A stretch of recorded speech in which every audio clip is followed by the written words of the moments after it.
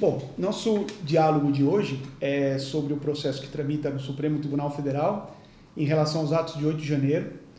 E é um diálogo importante para nós, e especial, porque nós fazemos esse diálogo também em parceria com uma convidada, que é a Fernanda Mello Bueno, que é advogada do Oliveira Lima e da Lacqua Advogados. É um dos escritórios mais importantes, mais tradicionais de direito penal, né, do país. E é uma honra para a gente receber a Fernanda aqui para falar de um caso que quebra uma série de paradigmas e traz questões de altíssima indagação, porque nós temos um processo no Supremo Tribunal Federal com milhares de réus, são uma denúncia para cada réu. Todos sabem o que aconteceu no 8 de janeiro, porque isso foi amplamente divulgado na mídia, e nós temos todas as consequências de ter um processo desse tamanho, tendo que então se julgar essas condutas. Como é que o direito aborda um processo com tanta gente envolvida, como é que fica o conceito de individualização da conduta, o que acontece, por que isso foi parar no STF. Todas essas são questões que quem vem acompanhando o que está acontecendo em relação ao processo do 8 de janeiro tem uma série de questionamentos em relação a elas. Então, como a gente tem feito sempre nos diálogos, a gente vem esclarecendo o que acontece para que quem assistir o debate possa entender melhor o processo e aí formar a sua conclusão. E também tem questões importantes de aplicação do direito penal envolvidas, e por isso que a gente quer ouvir a Fernanda. E bem-vinda, Fernanda, para um tema difícil, né? Obrigada, Henrico. Primeiro, obrigada pelo convite, fico muito feliz.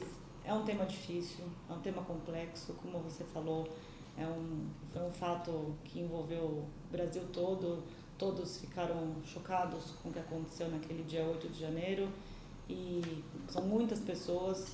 O Supremo Tribunal Federal precisou agir rapidamente naquele momento, então hoje a gente vê desdobramentos dia a dia quanto a isso, já com alguns casos sendo já sentenciados, então você vê aí uma celeridade também muito importante nesse caso, e é um tema que tem uma relevância nacional grande. Você tem alguns números, Fernando, de como é que foram as prisões, os réus hoje, só para a gente ter uma ideia da dimensão do caso? Sim, tenho.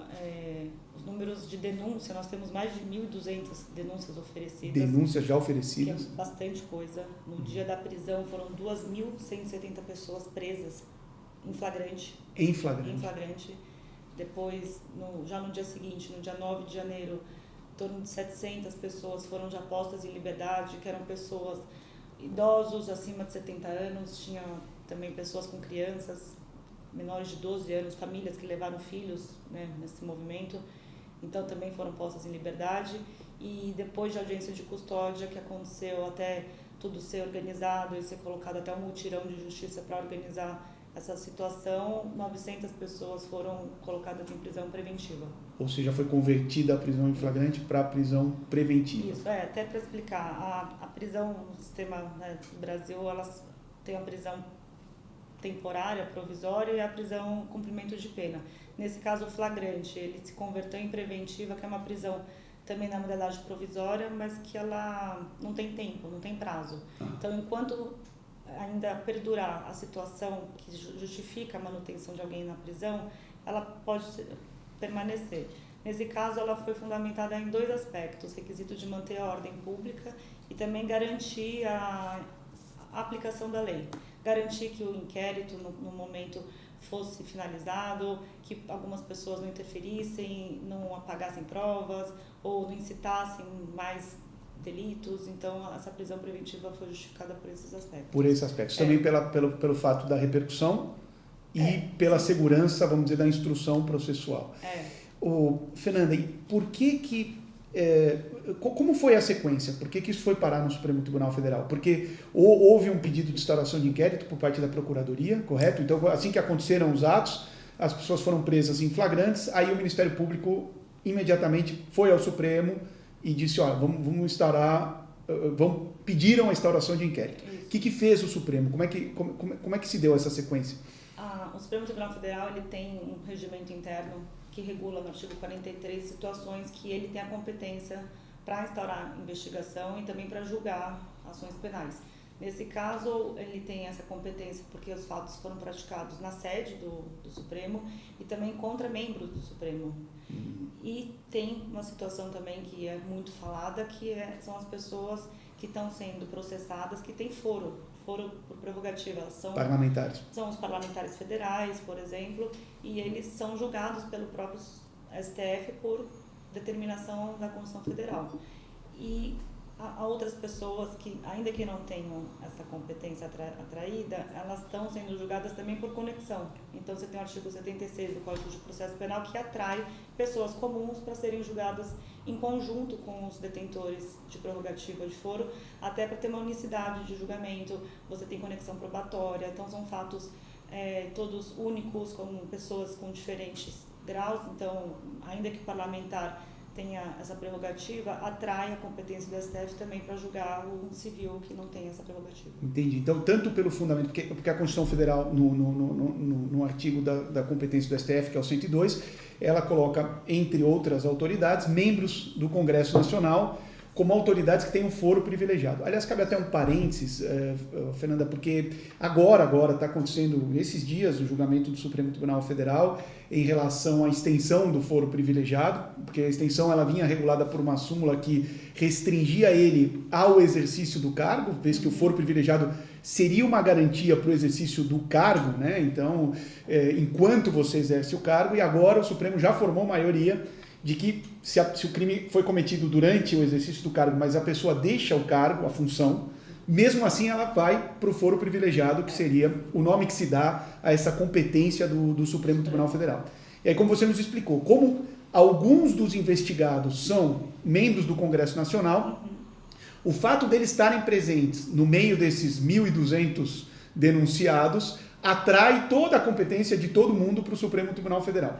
Essa é a justificativa. Essa é a justificativa. Além disso, o Supremo ainda fundamentou a competência dele numa regra regimental, que é a regra de que crimes ocorridos nas dependências do Supremo ou contra os membros do Supremo serão por ele julgados.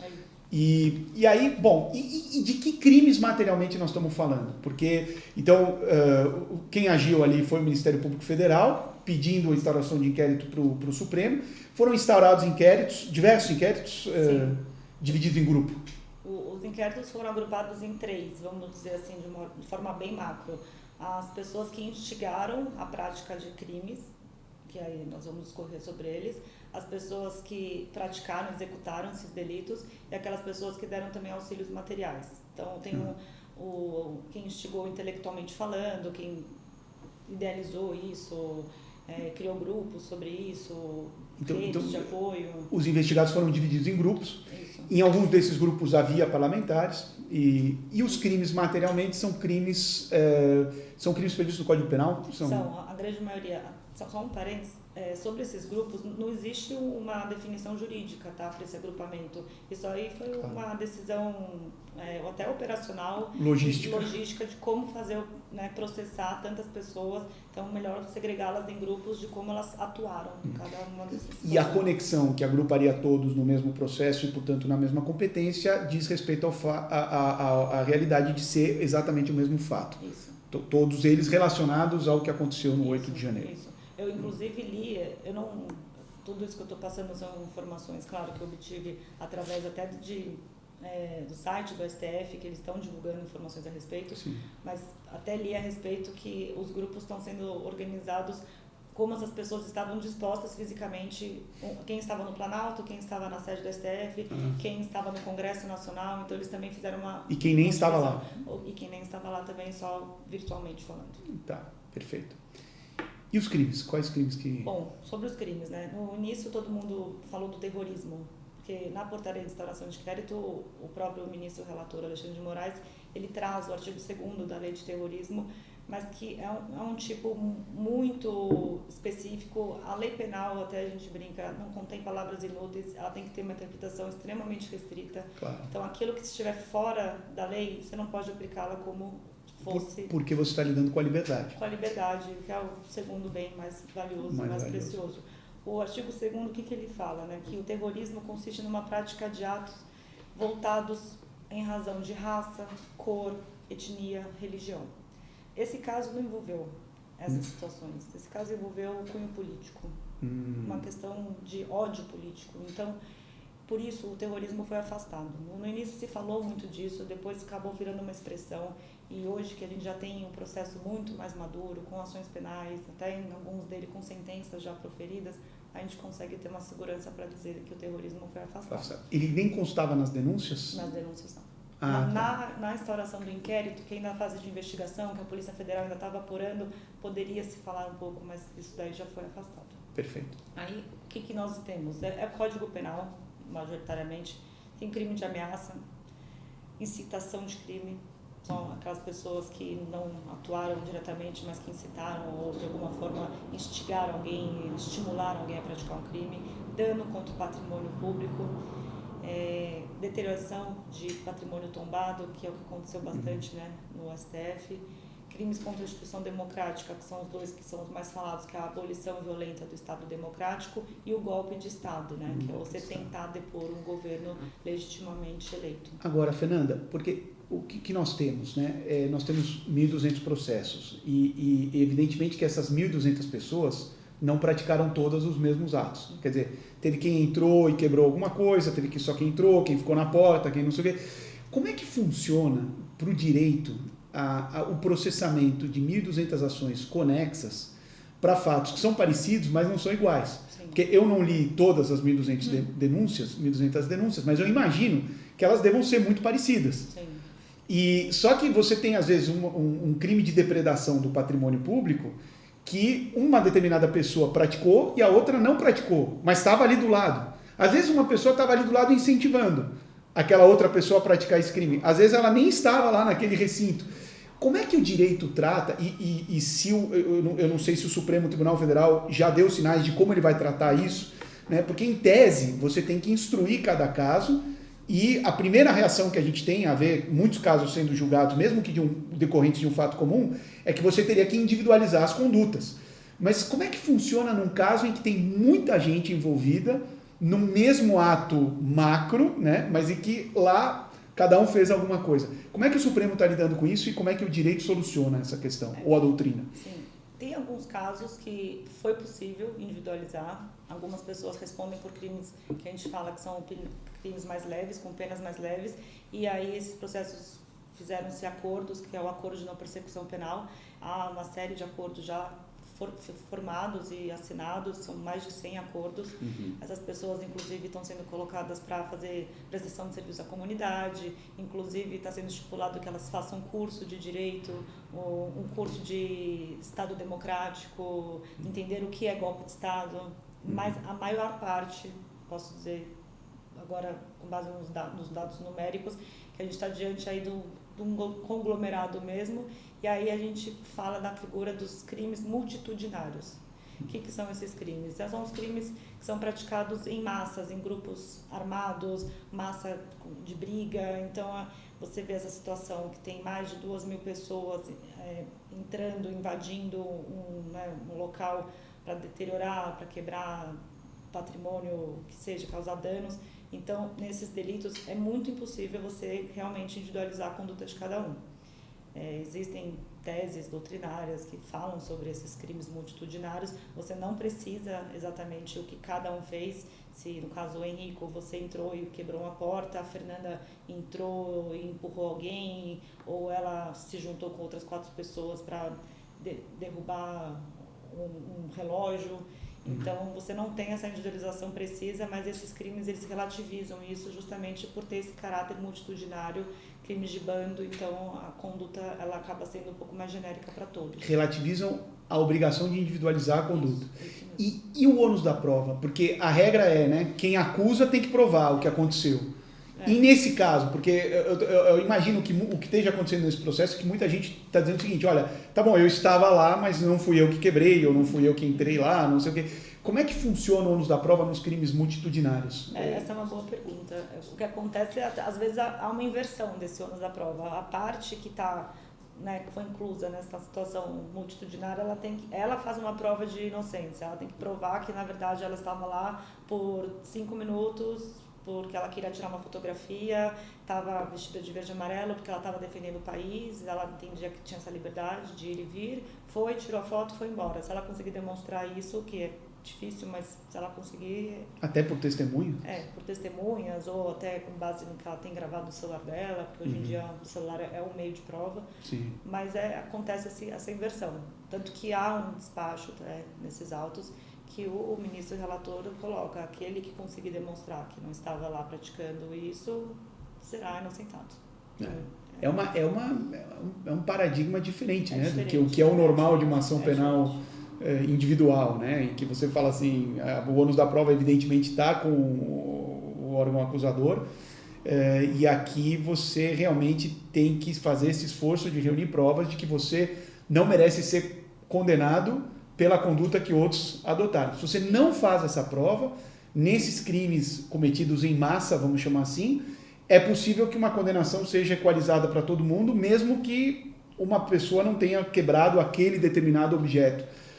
Pode ser que sim, posso, assim, agora vou dar uma resposta também não tão precisa, mas vamos dizer que isso seria possível. Seria possível. Mas o que se tem de informação também até o momento é que todos os autos estão bem instruídos, que tem fotos, tem imagens, as câmeras todas, né, pegaram também com reconhecimento facial algumas pessoas que estavam lá, o que estavam fazendo, o tempo que permaneceram lá dentro. Essas penas estão variando um pouco, então tem pena de 14 a 17 anos, são penas altas que estão sendo aplicadas. Elas ficam altas assim porque somam-se os crimes? Alguns crimes são um concurso material, então somam-se. Tá. Só um esclarecimento em relação, porque acho que a depredação é um crime fácil de entender, né? Agora, em relação ao golpe de Estado, é importante todo mundo entender, porque o golpe, um eventual golpe, que seria a destituição do poder em exercício, ele não foi concluído, porque a manifestação foi ou não, essa é uma questão a ser discutida, frustrada, né? Ou seja, ela foi interrompida. Mas como é que o Código Penal trata o golpe? O golpe é um crime que admite a tentativa, ele é tentado também, ele é só tentado, é a mesma coisa dar golpe ou tentar. Como é que funciona isso em relação à pena? O crime, a elementar do crime já prevê a modalidade tentada como suficiente para reprovação. Ela nem exige que se provoque, né, esse golpe para ser consumado. Então, no tipo penal já consta a tentativa de golpe já é suficiente para enquadrá-lo como criminoso e aplicar a pena. Tanto o golpe quanto a tentativa de abolição do Estado Democrático. Sim. Eles podem andar juntos? Ambos os crimes e também podem andar juntos. E aí somam-se as penas. Por isso que está chegando a esses números altos. Elevados, isso. E a gente tem um crime que eu não falei até, peço desculpa, que é a associação criminosa, que também é associação criminosa e tem a forma qualificada, que é ela armada, que também é um grupo de pessoas que se juntam para a prática de crimes. Que é mesmo que elas não se conheçam, não tenham planejado especificamente o que fariam naquele dia? Se elas estão, entre aspas, vamos dizer assim, desde outubro, novembro, planejando um ato criminoso, se elas estão voltadas à prática de um delito, elas já se enquadram nesse tipo. Alguns casos foram decididos já, né? Foram. Inclusive, recente. Agora, em abril, nós temos notícias de julgamentos que estão sendo já sentenciados, com aplicações de penas, como eu falei, até altas, penas de 17 anos, regime fechado. E indenização pelos danos, ou danos imateriais, ou enfim... Está sendo aplicada uma indenização coletiva de danos morais, num valor bem alto, se não me engano, 30 milhões. Tá. E aí que seria devida por todos? Por todos, em caráter solidário. Agora, como isso vai ser executado, eu agora ainda não sei dizer na prática. É verdade. E quem for absolvido vai estar fora dessa indenização. Quem será absolvido vai ficar fora. E quem fez acordo também de não persecução penal também é uma outra situação. Agora, então, possivelmente essa indenização ela é colocada em todas as decisões, dizendo, olha, é uma indenização coletiva, todos pagam solidariamente, num valor de possivelmente 30 milhões de reais, né? E aí, como é que isso vai ser executado? Possivelmente todos os condenados vão ser réus num cumprimento de decisão para a cobrança. Para conseguir recuperar o erário, ou realmente foi um tom de dano moral, porque o que foi lesionado, né, danificado, tem um caráter... Houve muitas alegações de incompetência do Supremo por conta da questão que a gente falou, né, no começo, que o Supremo atrairia a competência por conta desses dois fundamentos, mas muitos dos réus denunciados tentaram tirar a ação do Supremo, né, porque aí teriam mais graus de jurisdição, enfim, há sempre essa discussão em relação à competência, mas isso foi afastado pelo tribunal. Foi afastado. Inclusive, o STF precisou editar um informativo. Tem um informativo jurisprudencial, que é o 1108, que puxou para si e assim, decidiu a questão, inclusive informando que compete ao STF processar e julgar todos, sejam civis, militares, não detentores de foro, sobre os fatos acontecidos, né, no dia 8 de janeiro. E Fernanda, assim... tantos processos, então, primeiro, com essa característica dos crimes multitudinários, com essa questão complexa em relação ao ônus da prova, com relação à complexidade que é por si só você ter 1.200 processos relacionados ao mesmo fato, evidentemente que a chance de serem cometidas injustiças existe, ou seja, há aquela pessoa que de fato se enquadra nessas condutas e está sendo condenada justamente. Sim. E pode ter aquela pessoa que não tem enquadramento nenhum nessas condutas. E nós tivemos a notícia na imprensa de um dos réus que era um mendigo que estava lá por acaso. Sim. E ficou preso. Né? Acho que ele permaneceu 11 meses. 11 meses preso e depois constatou-se que ele não estava tentando abolir o Estado Democrático de Direito, nem dar golpe, nem nada. Ele era só um mendigo que estava lá de curioso. E isso... não tem jeito, nesses crimes multitudinários, e o que vai sobrar para uma pessoa que tenha eventualmente sido presa injustamente é uma indenização contra o Estado, provavelmente. Só a resposta é essa mesmo, viu, Henrico? É difícil, ele vai ter uma indenização, né, se for o caso, se ele buscar isso, faz jus a uma indenização do Estado, ficou 11 meses, né, preso preventivamente por algo que não aconteceu, que não praticou. Mas, além dele, se não me engano, foram mais 2 ou 3 situações envolvendo ambulante também, que não foi lá, nem estava lá no meio da massa, mas estava próximo. Ou vendendo as coisas. Foi levado, mas você vê que são números muito pequenos perto da grandiosidade que foi, né, os demais. Então, a gente está falando de mais de 2.000 pessoas. Então, sim, uma situação ou outra pode ser. Mas casos como esse, eles geram uma proporção grande. Eu acho que o recado que se quer dar quanto a isso é que o Estado democrático precisa ser defendido a todo custo, que não há brecha para não defendê-lo, que não existe negociação para a defesa desse Estado democrático e que essas situações devem ser combatidas.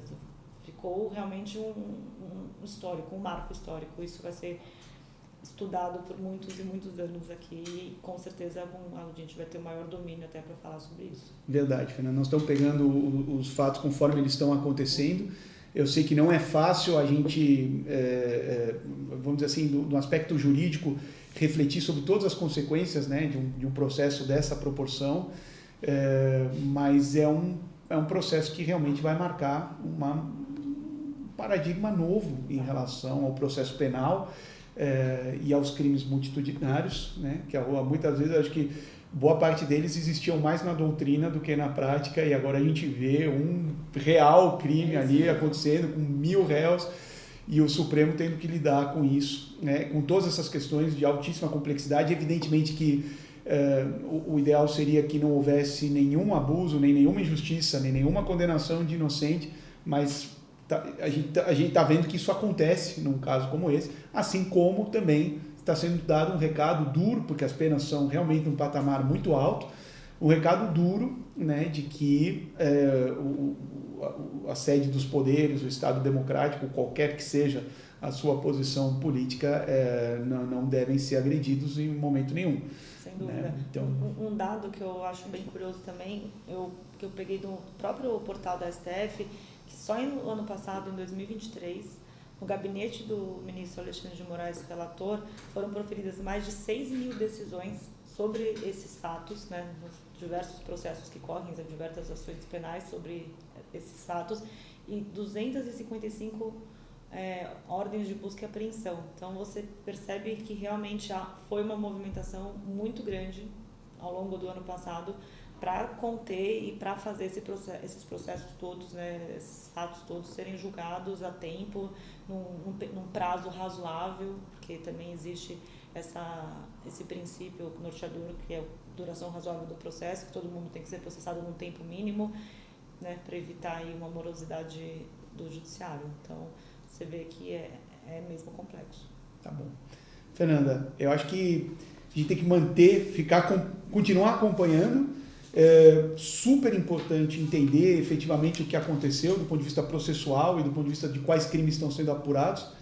Obrigado outra vez e vamos continuar dialogando sempre. Né? Eu agradeço e até peço desculpas por alguma imprecisão de números, temas, é que realmente esse assunto é um assunto bem polêmico. E nós estamos lidando com ele conforme ele está andando. A gente está conversando aqui, pode estar acontecendo alguma coisa que eu ainda não saiba, então está sendo formado, esse processo está sendo julgado nesse instante. Eu acho que é importante para as pessoas que assistem, que são da área jurídica, você mencionou os informativos do Supremo, é uma boa fonte de informação, claro, sim, além das decisões em si, né, é uma boa fonte de informação, evidentemente que tudo que a gente fala aqui a gente extrai dessas fontes